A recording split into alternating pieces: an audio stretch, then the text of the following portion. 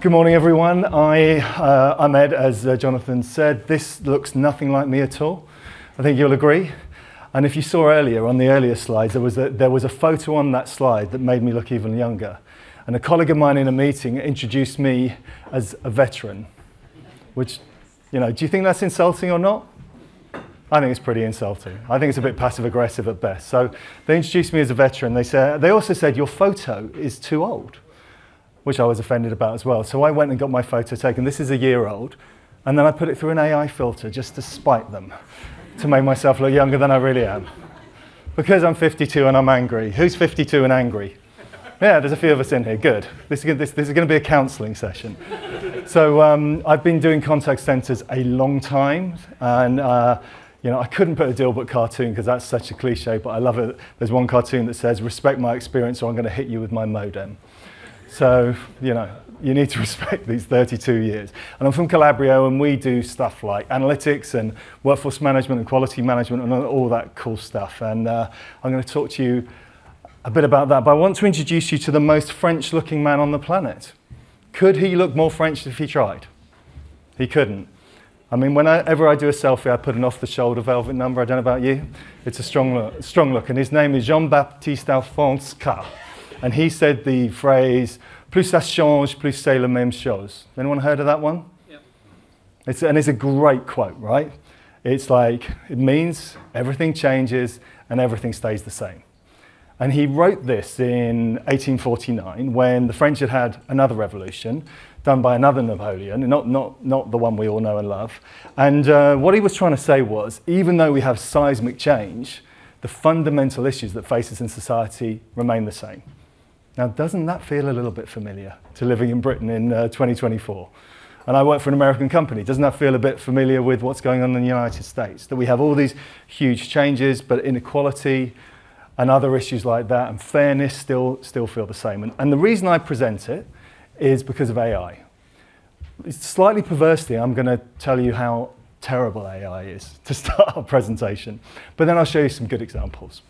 And the reason I think this tells us about AI is because whilst it's fundamentally different, Jonathan asked us earlier, right? How many of us are using generative AI?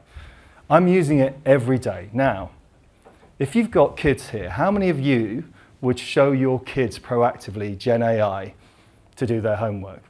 Yeah. One. Yeah. I sell it. I've never shown my kids it. I'm a governor at their school. And the reason it scares me is because I'm scared that they'll never have an original thought again. Now, I do agree with you. They have to use it. They have to learn how to use it. My kids are 10 and 12. But I'm concerned because whilst it's got immense power, it's very, very dangerous about original thought. And on the note of original thoughts, Gen AI wrote this slide. I had an idea. I had the idea of the quote. But I thought, let's test it out. And I said, I want to have a slide about this quote and about its impact on AI. And it just went whoosh, in a few seconds. Now, the problem with this is Gen AI is not sentient. It's not organic. It's based on the internet and information. So some grumpy middle-aged man in a pink jacket somewhere has written this idea before. But it's an important point. Make sense? Awesome. All right, so what I want to do first is we're going to do a bit of shared therapy, okay? I'm going to share some of my customer experiences in my life. So we're going to learn from the mistakes of others. Now, kindly Nicola used one of my examples, so I ran upstairs and hid it.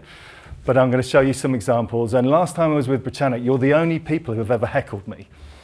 For good reasons, I hope. I've been heckled for bad reasons. So if you feel like heckling or joining in, please go for it. And then, I'm getting excited. And then the second thing, I'm going to show you one tool that Calabrio provide that we think have got a lot of value if you use AI, and that is observing the impact of AI. It's definitely a problem. We all feel it. Who loves a chatbot? No. Who really enjoys talking to a chatbot? Who gets really angry with chatbots? Yes.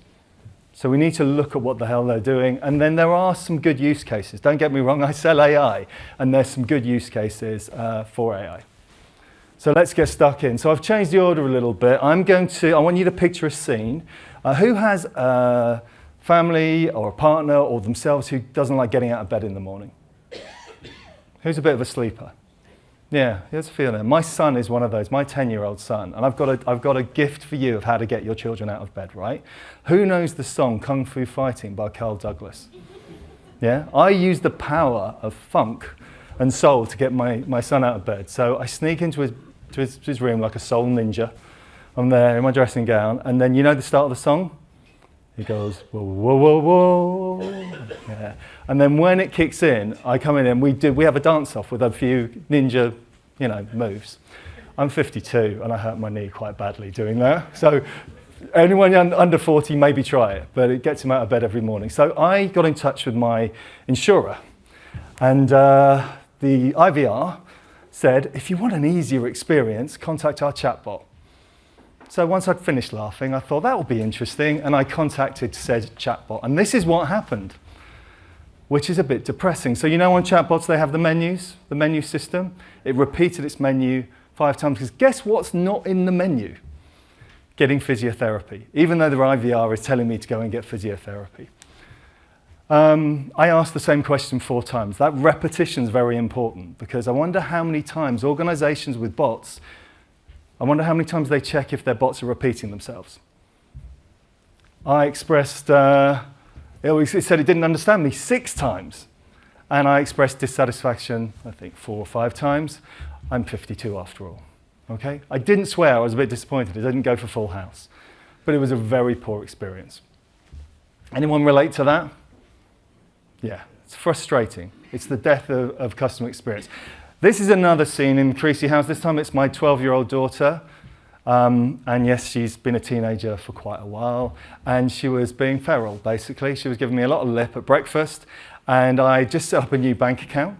Very impressive, great digital experience, easy to put money into. And I said, Phoebe, if you carry on talking to me like this, I'm going to dock your pocket money. You've got to do that. You've got to follow through. So I went on the app. Could I take money out of her account? I'm quite intelligent, I thought. I couldn't take it out. So I messaged the bot and I said, how do I take money out of the account? Now it gave me 3 answers, one of which was correct. I've highlighted there, which is helpful, right?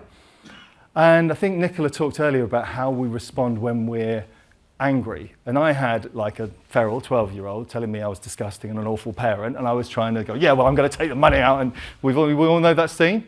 So I went to speak to an agent. And this is what happened for the next 2 hours. Because the agent, the advisor didn't realize I was wanting to withdraw money and kept saying time after time again, well, here's how you add money. I was going, no, I don't want to add any money. I want to withdraw money. And again, a very, very poor experience, inefficient. Yep. And the last one, this was one Nicola talked about, but I want to show you the video because it's hilarious, because this is a Gen AI example. Has anyone seen this DPD example? It's magnificent. So what happened was, this is a customer who went onto this bot and had an order, was chasing out with an order, but it wasn't out for delivery. I'm actually going to play the bot. It's not great quality, but what he's saying here is, he's saying, can you tell me about my order? I'm sorry, I can't access this. And then you say, can you give me the contact center details? I'm sorry, I don't have them. I mean, what were the first 2 things you'd probably put in your bot if you're a delivery company? Orders, contact center details. So he then goes on to tell a good joke. This is a good joke. What do you call a fish with no eyes? Come on, someone must have. Fish, it's a great joke. Then he obviously knows how Gen AI works, and he prompts the bot to tell him a poem, and it tells a very good poem about how terrible DPD are. All right? But there are some lessons here, though, some important lessons. Number 1, it's failure. They failed to deliver what the customer needed, and it was pretty basic. That's the most important lesson. Number 2, and I think this is for all of you who think about AI, generative AI is not a panacea. Certainly without guardrails. You might have used a traditional, isn't it odd I say traditional machine learning, like it's old-fashioned, right? It probably would have been a better solution for this organization. But the killer for this one is what the CEO of DPD said before they took this chatbot offline, and yes, they took the chatbot offline, was he said, with great hubris, AI is going to be like a partner or a friend to customers. It's not when you do it like this, right? Okay, therapy over. Everyone feel better? Good, okay, I feel better. So I got this. I drew this picture with Gen AI. Does anyone do that for images? I just typed in, show me a picture of someone having a nervous breakdown talking to a robot, and it produced this. And the problems are as follows. AI is upsetting your customers. If you're using it, do you all agree? You probably think your AI is probably provoking your customers, because why are you special? Why are we all frustrated with AI, but your bots are special, right? So, but you don't know it. You don't know when they're upsetting customers. It's very hard to know the ROI. It's very hard to analyze. It's normally another department, right? If you're in contact center, you don't normally own the bot. It's very hard to report on it. So there's lots of problems. Okay, right, should we look at some technology? Because I am from a technology company and I wanted to show you some examples. And if you want to come and see any of this, come and see us upstairs. We've got a brilliant guy called Dave from my team who can do a demo, or I can if required. So we're going to talk about bot analytics, and this is all about observability. I'm going to give you two special buzzwords. You can go back to your office and use them a lot and sound clever. So observability is the ability to understand the experience of bots.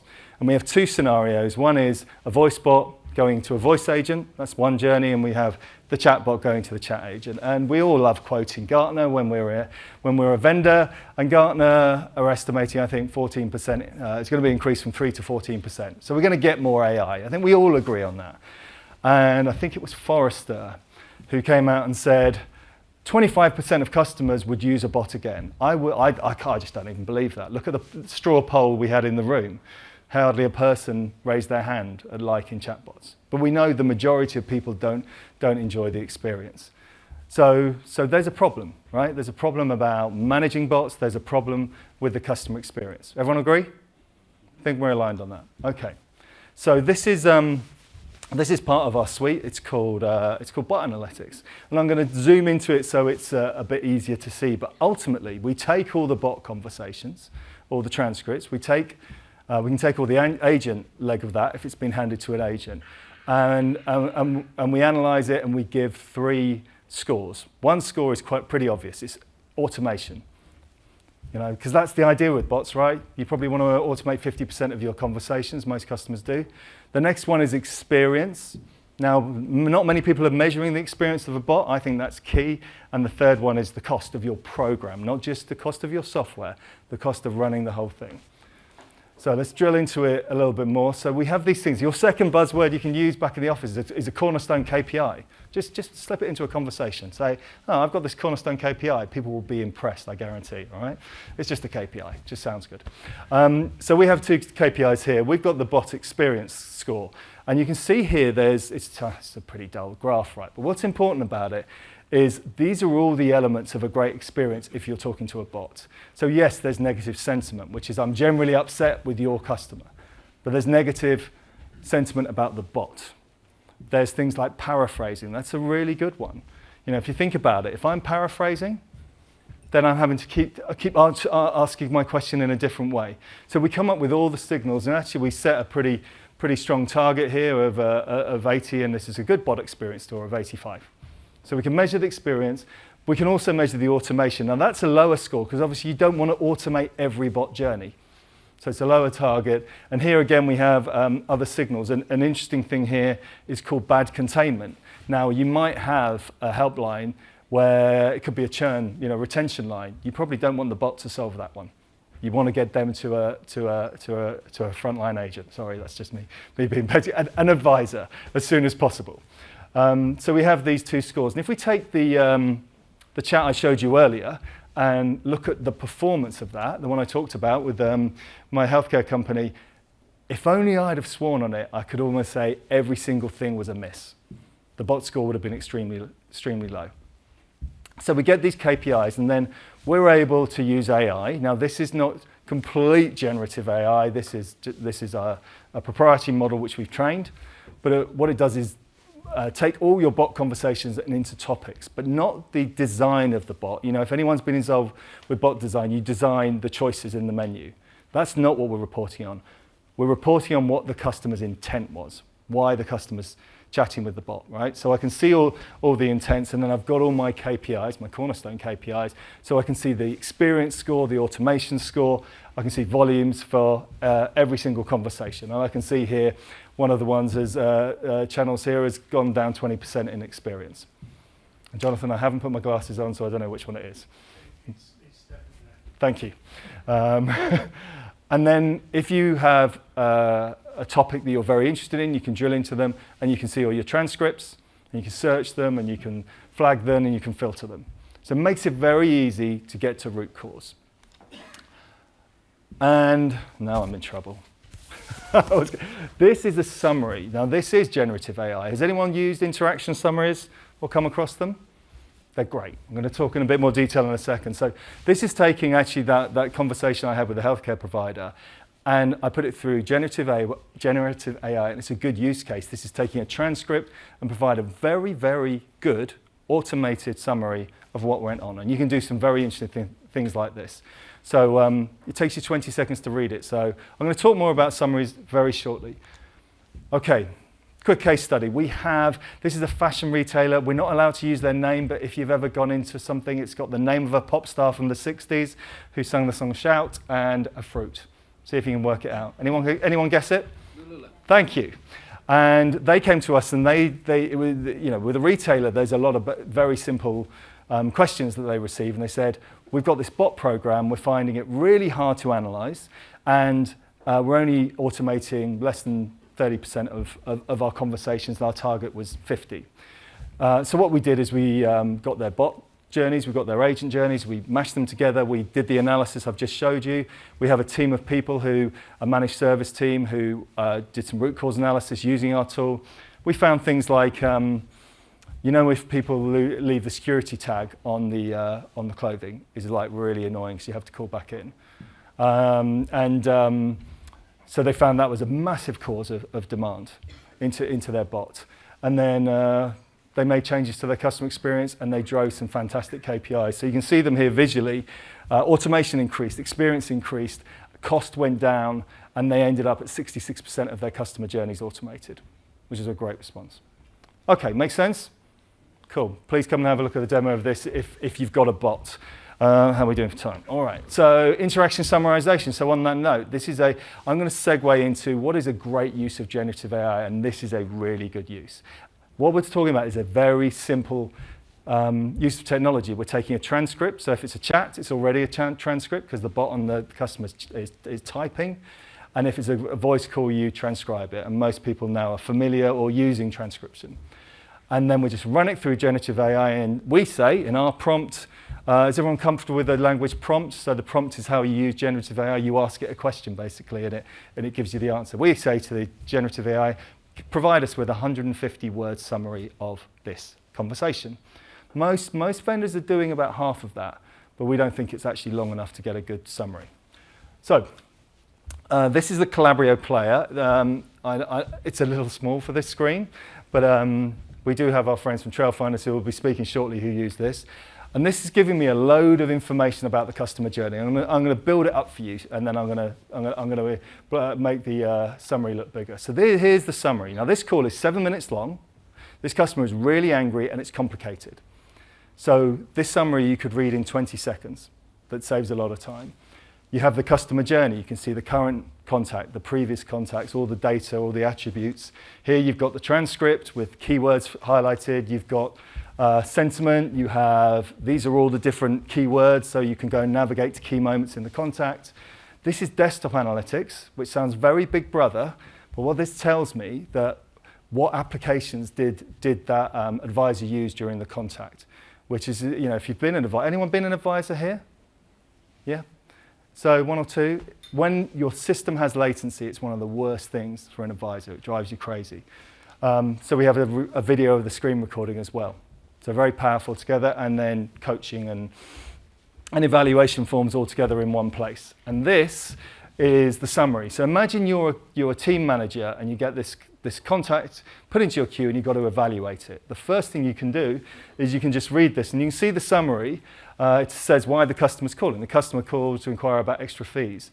It says how the customer felt. They were frustrated as they've been transferred around. It says what the agent has done. It said the solution the agent's given, the customer outcome, and the wrap-up. And that's all done seamlessly and accurately by Gen AI. I know I sound like I'm sales pitching. Here's how I feel about Gen AI. I could have done that summary myself, and it would have taken me a 7-minute call, it might have taken me about 10, 12 minutes. It takes Gen AI 20 seconds.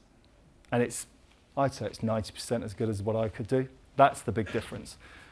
Okay, so that's summarization. What are the benefits? Wrap time. I was with a customer yesterday looking at one of their retailer, and an agent had showed me a call that had been very complicated, and she had to put 15 notes on because the length of their notes field was too short. And it took her so long in wrap. Everyone familiar with wrap after call work? Right, to actually write that note up. You can just put this in automatically and save. You're not going to save all of wrap time because it's not just writing notes. But you're going to get more accurate wrap. And I was a complaints manager. My worst calls to receive were not the ones with long help notes. That was bad because you knew the customer had a bad journey, but at least you had notes. The worst ones were where you had nothing. Customers who were seething and they had nothing. It's great for quality because if you've done quality, anyone been a QA, done quality evaluation? Yeah, so you know that when you're trying to find the right contact, that can take time. Reading this summary really helps. And if you're doing root cause analysis as well, someone comes, if an agent comes out and says, oh my God, all our customers in Wilmslow are on fire today, it's probably one call. You can validate that, and using the summaries, you can quickly read the contacts. Make sense? Sorry if anyone's from Wilmslow. It's just where I was yesterday. How am I doing for time? I think I'm all right. Okay, I'm just going to talk to you about what saved my marriage. Who knows what this technology is? TomTom, yeah. Well, everyone guessed Garmin in America. Now, my wife's a better driver than me. She's better at DIY than me. I'm like Daddy Pig. I like put up a picture and the house falls down, if anyone remembers that one. And, but we just got married. We're in Italy. Would you agree that Italy is the most recognisable shaped country in the world? Yeah. We'd all agree. Yeah, it's a boot. And we didn't have a TomTom, and we were just married. We'd known each other a couple of years. We rushed. And, and I said, I'll drive, and you co-pilot me. And so I'm driving. If anyone's driven the A1 through Tuscany, it's like a video game. It's a nightmare. And I said, where are we? I looked down, and she was looking at Sicily. And our first argument happened where I suggested it couldn't be a more recognisable country. And a few years later, I thought, let's give it a go again. And we went on a lovely road trip round New England, and we had a TomTom. And that is why that saved our marriage, because otherwise it wouldn't have worked. That is actually pointless, that story. I just thought I'd throw it in there too, because I like it. AutoQM, now, no, it is a reason for it. Google Maps changed everything. Do you remember when everything was about having a TomTom or a Garmin, and then you have it stuck to your screen and everything, and then Google Maps happened and everything changed? This, I believe, is going to change everything. So AutoQM is using generative AI to automatically answer quality evaluation questions, which is a big change. So this is not about laying people off. Vendors for years have gone, oh God, buy our thing and you can lay off your quality department. It never, ever, ever worked. Apart from one who'd been fined 7 million for compliance, and they had 100 people doing quality because they were worried they were going to go out of business. That helped. But generally, what it's all about is automation so your QA people can do more. So the first thing it does, and Belinda's gone, but she might be interested that we got a section called empathy, is the current version is 6 standard sections: greeting and the wrap-up. We've got empathy and professionalism, we've got customer effort and resolution. Now, I am also saying to my product department, I want to customize it, and we are customizing it it's going to be available in January. But at the moment they're fixed, and there's a benefit to have a fixed number because then you can compare departments very easily, and you can compare between our different customers and different verticals. So there's benefits of it not being customized. So it produces a score and a score for each section automatically.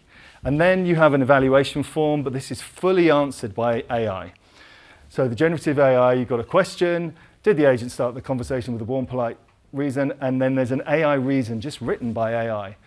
And when you start testing it again, a little bit depressing as someone who's evaluated a lot of contacts, because it's a pretty good evaluation. I'd say it's very good. And there you go. So you can see an example for professionalism. You get a congruent narrative by the AI on every single aspect of it. And in the future, you'd be able to write your own questions for this very soon. And then, of course, we all like a nice chart, don't we? And you can see all your section scores for all your teams, all your sites. I plugged it in for our first beta customer 3 months ago, and then within a day, we'd evaluated 20,000 calls with AI that was really powerful. So that's going to be fun.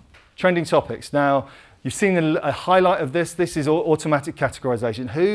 Who uses agent contact reasons? You know, when agents tag calls or chats? Does anyone use them in their business? They can be a little unreliable. Yeah? I used to work with Vodafone a lot. Their top reason was mobile phone, which always used to make me laugh. This was before they did broadband. It just didn't make. So we've, this picture is me, really, in my life. If you ever, and Natalie might relate to this because she uses phrase management at the moment. Phrase management is if you use analytics, you have to search for things generally. There are AI tools, but generally you have to say, what language do customers use that I want to search for? And that takes time, and people often don't have amazing dedicated analysts. They might think, I'm going to buy this software, but I can't put any people onto it. So they spend a lot of time up front searching for things like repeat contacts and escalations and contact reasons and all the good stuff, but then they don't have time. And what happens is it starts to create gaps in the customer experience.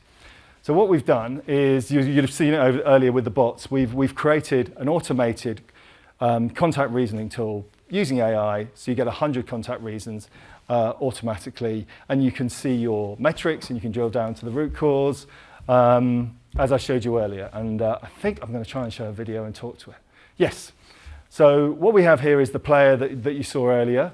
And this is, this agent's a bit of a sociopath. They don't show empathy very often. And this has been categorized as an empathy category because they've said to the customer, I do understand. And, but what the QA notices here is that there's a new contact reason emerging. This is a telco. And you can see it here. The customer's calling in with an affordability issue.